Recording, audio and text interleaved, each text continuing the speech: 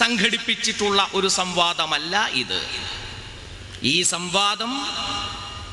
സംവാദം നടത്തുന്ന സംഘടനയാരാണോ ആ സംഘടനയെ ആളുകളുടെ മുമ്പാകെ വെളിപ്പെടുത്താൻ ഉദ്ദേശിച്ചുകൊണ്ടുള്ള ഒരു സംവാദമാണ്. ഇതിൽ വാദിക്കുകയോ ജയിക്കുകയോ ചെയ്യുക ലക്ഷ്യമല്ല, ഇതിൽ വെളിപ്പെടുത്തലാണ് ലക്ഷ്യം. ആ വെളിപ്പെടുത്തൽ വളരെ നല്ല മനസ്സോടുകൂടി നിങ്ങൾ കേട്ടിരിക്കും എന്ന് ഞാൻ വിചാരിക്കുകയാണ്. ജമാഅത്തെ ഇസ്ലാമി 1941 മുതൽ ഇന്ത്യയിൽ പ്രവർത്തിച്ചു വരുന്ന സംഘടനയാണ്. വിഭജനത്തിന് ശേഷം 1948 പാകിസ്ഥാൻ വേർപെട്ടു പോയതിന് ശേഷമുള്ള ഇന്ത്യയിൽ, അവശിഷ്ട ഇന്ത്യയിൽ പുനഃസംഘടിപ്പിക്കപ്പെടുകയുണ്ടായി 1948. അതുമുതൽ ഇന്നോളം ഇന്ത്യയിൽ അത് പ്രവർത്തിച്ചു കൊണ്ടിരിക്കുന്നുണ്ട്. അതുകൊണ്ട് തന്നെ ആ പ്രസ്ഥാനത്തെ അറിയുന്നവരാണ് ഈ സദസ്സിൽ ഒരുമിച്ച് കൂടുന്നവർ. ഏതായിരുന്നാലും മൊത്തം ഇന്ത്യയിൽ ജീവിച്ചുകൊണ്ടിരിക്കുന്ന മുഴുവൻ മനുഷ്യ സമൂഹങ്ങളും അറിയുന്നത് എന്ന് വെച്ചാൽ അതെങ്ങനെയാണോ ഉള്ളത് അങ്ങനെ ആയിക്കൊള്ളുന്നില്ല എന്നില്ല മനസ്സിലാക്കിയിട്ടുള്ളത്.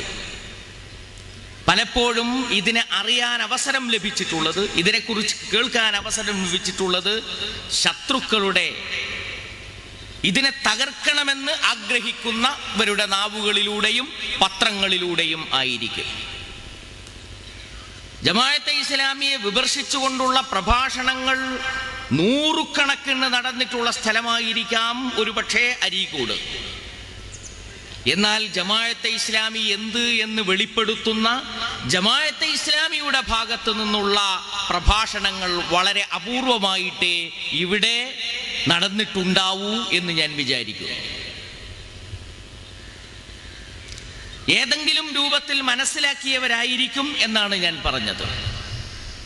ജമാഅത്തെ ഇസ്ലാമി എന്ന പേര് 2 വാക്കുകൾ ചേർന്നുണ്ടായതാണ്. ജമാഅത്ത്, ഇസ്ലാം എന്നിവയാണ് ആ 2 വാക്കുകൾ. ഈ 2 വാക്കുകളും നമുക്ക് പരിചയമില്ലാത്ത വാക്കുകളല്ല. ഇസ്ലാം നമുക്ക് പരിചയമുണ്ട്, അതിന് നമ്മുടെ ഹൃദയത്തിലും നമ്മുടെ മസ്തിഷ്കത്തിലും നാം പേറി നടക്കുന്നുണ്ട്. നമ്മുടെ ജീവിതത്തെ അതനുസരിച്ച് ചിട്ടപ്പെടുത്തണം എന്ന് നമ്മൾ ആഗ്രഹിക്കുന്നുണ്ട്.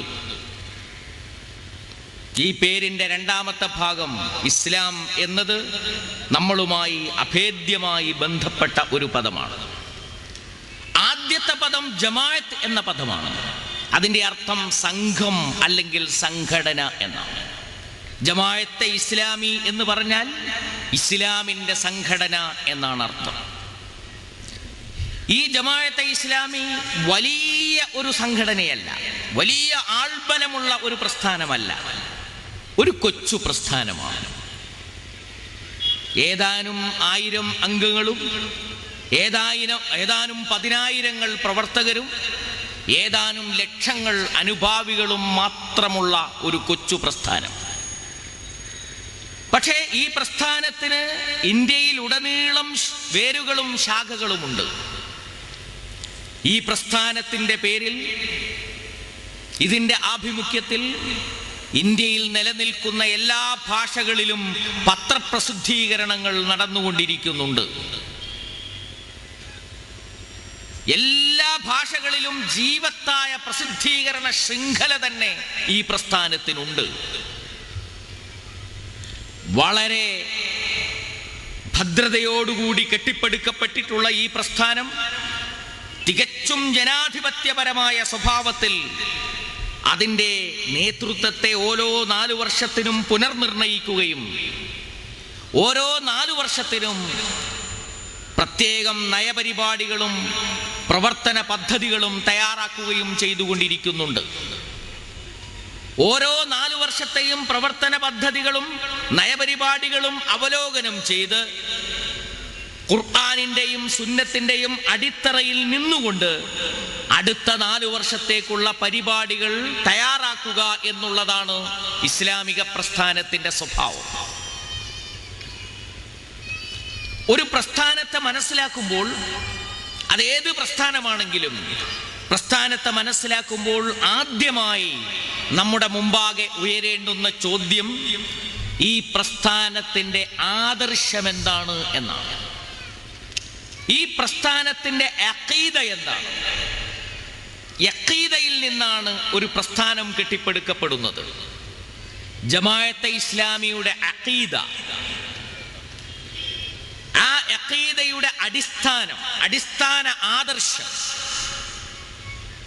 നമുക്കേവർക്കും പരിചയമുള്ള രണ്ട് കലിമത്തുകളാണ്. ലാ ഇലാഹ ഇല്ലല്ലാഹ് മുഹമ്മദുർ റസൂലുള്ളാഹ്. ഈ പ്രസ്ഥാനത്തിന്റെ ആദർശം എന്താണ് എന്ന ചോദ്യത്തിന് ഒരുപാട് നീട്ടി മറുപടി പറയേണ്ട ഒരു കാര്യവുമില്ല. പ്രസ്ഥാനത്തിന്റെ ആദർശം ലാ ഇലാഹ ഇല്ലല്ലാഹ് മുഹമ്മദുർ റസൂലുള്ളാഹ് എന്നുള്ളതാണ്. ഈ ആദർശത്തിന്റെ ഒന്നാം ഭാഗം ആദം അലൈഹിസ്സലാം മുതൽ മുഹമ്മദ് മുസ്തഫ സല്ലല്ലാഹു അലൈഹി വസല്ലം വരെയുള്ള മുഴുവൻ പ്രവാചകന്മാരുടെയും ആദർശമായിരുന്നു. മുഹമ്മദ് മുസ്തഫ സല്ലല്ലാഹു അലൈഹി വസല്ലം വളർത്തിയെടുത്തിട്ടുള്ള ഉമ്മത്തിന് നിശ്ചയിച്ച് നൽകിയിട്ടുള്ള ആദർശവും ഇതുതന്നെയാണ്. ഇന്ത്യയിലും കേരളത്തിലും നിലനിൽക്കുന്ന ഏതേതൊക്കെ മുസ്ലിം മതസംഘടനകളുണ്ടോ ആ മതസംഘടനകളെല്ലാം ലാ ഇലാഹ ഇല്ലല്ലാഹ് എന്ന അടിസ്ഥാന ആദർശം അംഗീകരിക്കുന്നവരാണ്.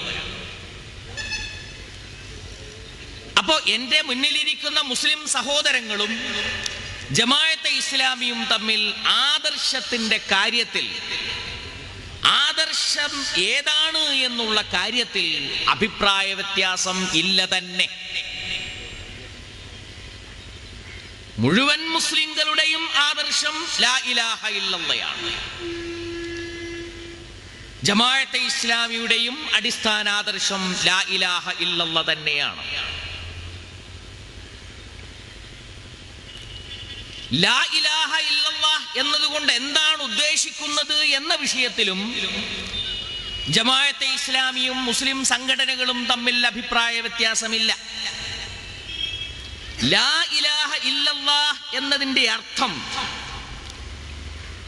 ലാ മഅബൂദ ബിഹഖ്ഖിൻ ഇല്ലല്ലാഹ്, യഥാർത്ഥത്തിൽ ഇബാദത്തിന് അർഹനായിട്ടുള്ളവൻ അല്ലാഹു മാത്രമാണ്.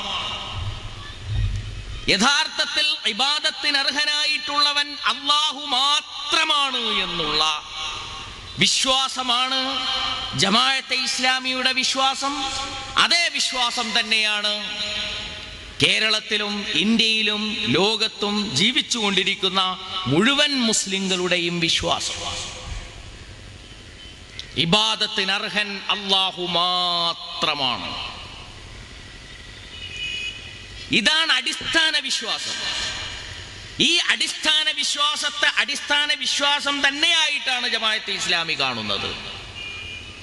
ഈ അടിസ്ഥാന വിശ്വാസത്തെക്കുറിച്ച് ശാഖാപരമായ കാര്യമാണെന്നോ അപ്രസക്തമായ കാര്യമാണെന്നോ പിന്നിലേക്ക് തള്ളപ്പെടേണ്ട കാര്യമാണെന്നോ ജമാഅത്തിന് അഭിപ്രായമേ ഇല്ല. ജമാഅത്തെ ഇസ്ലാമി ഉറച്ചു വിശ്വസിക്കുന്നു, ഏതൊരു മുസൽമാന്റെയും അടിസ്ഥാനാദർശം ലാ ഇലാഹ ഇല്ലല്ലാഹ്.